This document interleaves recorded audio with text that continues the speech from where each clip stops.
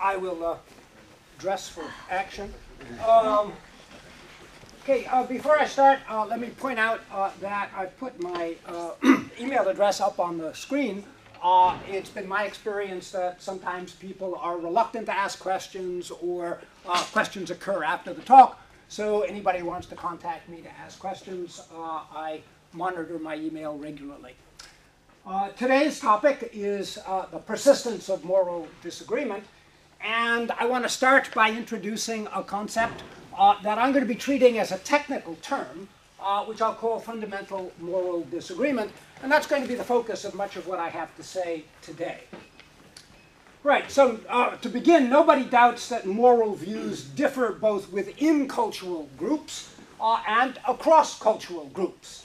But the question we're going to be confronting is whether that diversity would persist under idealized circumstances, and that is a hotly debated topic.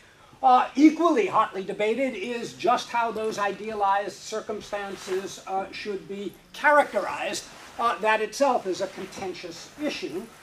Part of the answer to that question, I think, is clear enough if you look at the literature, that an ideally situated person in asking this question is somebody who is rational and impartial, and people are, at least a disagreement is under idealized circumstances if people party to the disagreement agree on all the relevant non-moral facts. But of course, even here, there's still lots of philosophical work to be done because those notions themselves are hotly contested.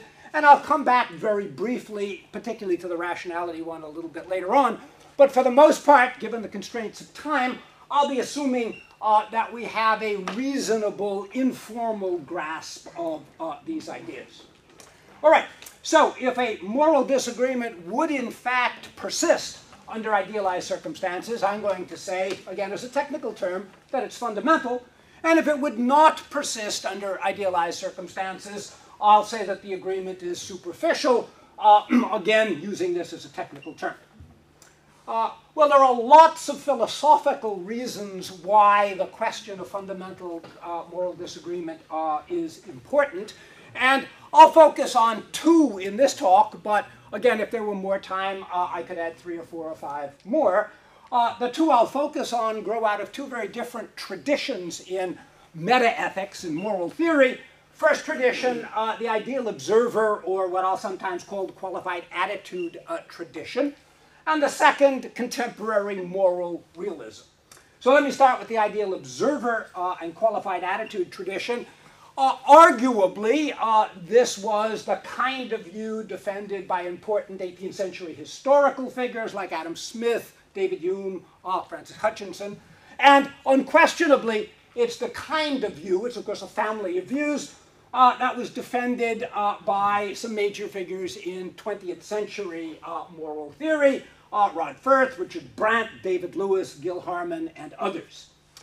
The view, like all families of views, comes in a variety of flavors. Let me just gesture at 2 ways you might unpack these ideal observer stories. So one is a semantic story, classic metaethics. Metaethics has the job of, among other things, giving us the meaning of moral claims. So as a semantic story, the ideal observer story says X is morally right or wrong, means that anyone who's ideally situated, that is to say who's rational and impartial and fully informed, would have a favorable or unfavorable attitude toward X.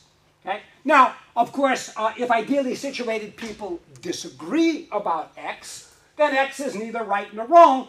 So this semantic version of the ideal observer theory, along with fundamental disagreement, leads to moral skepticism, or what's sometimes called moral nihilism.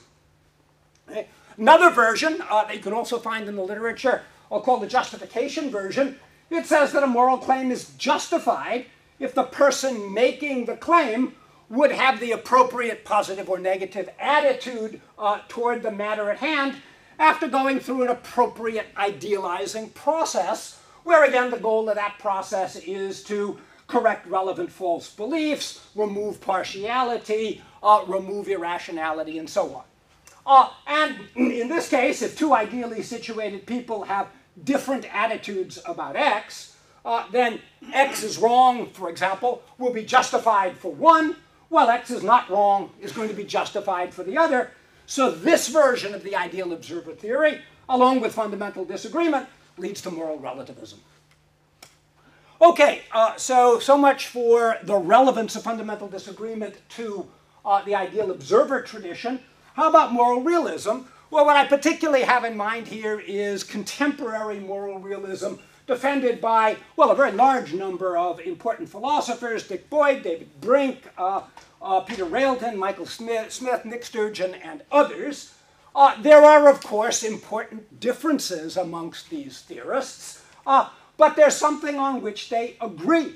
What they agree on is that the persistence of moral disagreement that doesn't depend on non-moral disagreement, that can't be traced to non-moral disagreement or other distorting factors, would pose a significant problem for their theories. And rather than argue that myself, let me just quote what they say to you. So Richard Boyd, possibly to be considered the sort of grandfather of contemporary, what is called in the United States, Cornell version moral realism, Boyd says, careful philosophical examination will reveal that agreement on non-moral issues would eliminate almost all disagreement about the sorts of issues which arise in ordinary moral practice. David Brink, it's incumbent on the moral realist to claim that most moral disputes are resolvable, at least in principle. Michael Smith, the notion of objectivity signifies the possibility of convergence in moral views. So, what I want to leave you with in this very brief glimpse at moral realism is that most moral realists, and indeed most anti-realists, most of their philosophical opponents, in fact agree that fundamental moral disagreement that would persist under idealized circumstances, either entails or at least strongly suggests that moral realism is false. Now, one quick footnote here: in the last 5 or 8 years, there has been a branch of the moral realist religion which denies this, the so-called non-convergentists, people like Russ Schaefer Landau.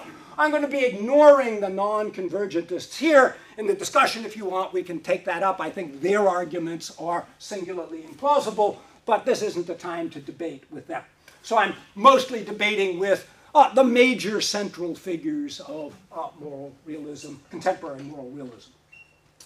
All right, so what I've done so far is given you a bunch of reasons, and there are others that I don't have time for, why it's, I think, fundamentally important for philosophy to know whether whether moral disagreement is fundamental or superficial. Okay?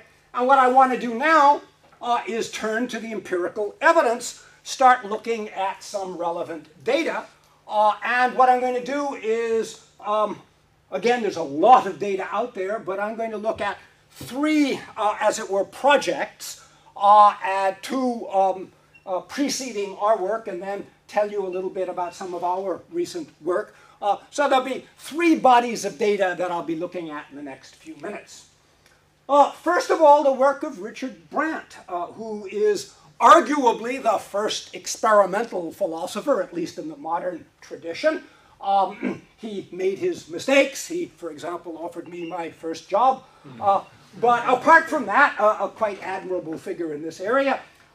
And here's the way Brandt got started in this. So as I suppose most of you know, in the anthropological literature, going all the way back to Westermarck in the early years of the 20th century, perhaps even earlier than that, there's plenty of evidence documenting divergent moral outlooks in different cultures. But traditional ethnography gives us little guidance on what would happen to that moral disagreement under idealized circumstances, particularly, of course, when one of the non-idealizing circumstances sitting off in the background are the religious and or metaphysical views of the people being studied in the ethnography. Well, in the early 1950s, Brandt began a study of the Hopi Indians in the American Southwest with the very explicit goal and Brandt, by the way, is a moral philosopher, for those of you who don't know, so he went out and taught himself, or tried to teach himself, the methods of ethnography. And his goal was to provide the kind of ethnography that would in fact address the concerns of moral philosophers.